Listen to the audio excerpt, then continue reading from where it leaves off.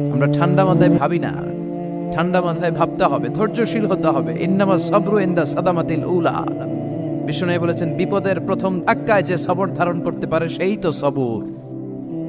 এজন্য বিষ্ণু দোয়া করতেন, আল্লাহুম্মা জাআলনি সাবুরা, আল্লাহ আপনি আমাকে ধৈর্যশীল বানান। ওয়া জাআলনি শাকুরা, আপনি আমার শুকরগুজার বান্দা বানান। বিশ্বনবীর চেয়ে ধৈর্যশীল, বিশ্বনবীর চেয়ে শুকরগুজার পৃথিবীর কেউ আছে? কথা বলেন। এমন তাবৎ কোনো অত্যাচার নাই যে অত্যাচার বিশ্বনবীর উপর করা হয় নাই। বিশ্বনবী মক্কার জামিনে যখন দাওয়াত দিতে লাগলেন, ওনারে পাগল বলা হতো, বলা হতো তুমি পাগল, বলা হতো মুহাম্মদ একটা কবি, বলা হতো মুহাম্মদ হচ্ছে গণক।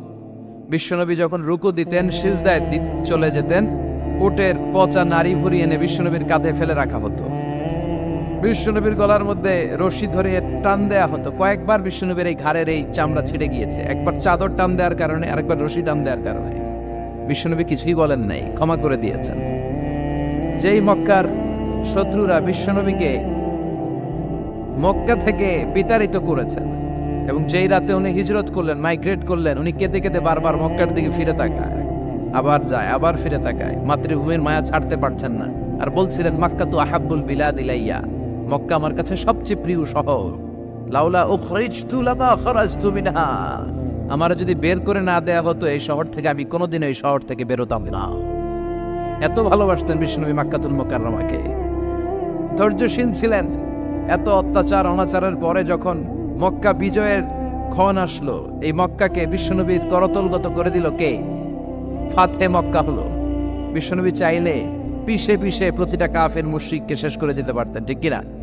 কিন্তু বিশ্বনবী বললেন, লা তাসরিবা আলাইকুমুল ইয়াউম ইযহাবু আনতুমুত তুলাকা, কোনো রিভেঞ্জ চলবে না আজকে, কোনো প্রতিশোধ নাই। একেবারে বড় যুদ্ধাপরাধী যারা, মারাত্মক যারা অফেন্স করেছে, তাদেরকে শাস্তির আওতায় আনা হবে, বাকি সবাইকে আমি ক্ষমা করে দিলাম। In the long history of the world, there is no instance of magnanimity and forgiveness which was showed by our beloved Prophet Muhammad when all of his enemies laid under his feet and he forgave them one and all. পৃথিবীর গোটা পৃথিবীর ইতিহাসে এরকম নজির কোথাও পাওয়া যায় না, যাকে এত অত্যাচার করে বিতাড়িত করা হয়েছে, নির্বাসন দেয়া হয়েছে, হিজরতে বাধ্য করা হয়েছে। তিনি যখন ওই শহরকে আবার বিজয় করলেন, কাউকে আঘাত করলেন না, আগুন জ্বালিয়ে শহরটাকে জ্বালিয়ে দিলেন না, ওদের বংশকে নির্বংশ করলেন না, বরং মুচকি হেসে উনি বললেন, যাও ক্ষমা করে দিলাম। কি ধৈর্যশীল ছিলেন। আবার দোয়াও করতেন, আল্লাহুম্মা জাআলনি সাবুরা, আল্লাহ আপনি আমার ধৈর্য বাড়ায় দেন। ওয়া জাআলনি শাকুরা, আপনি আমার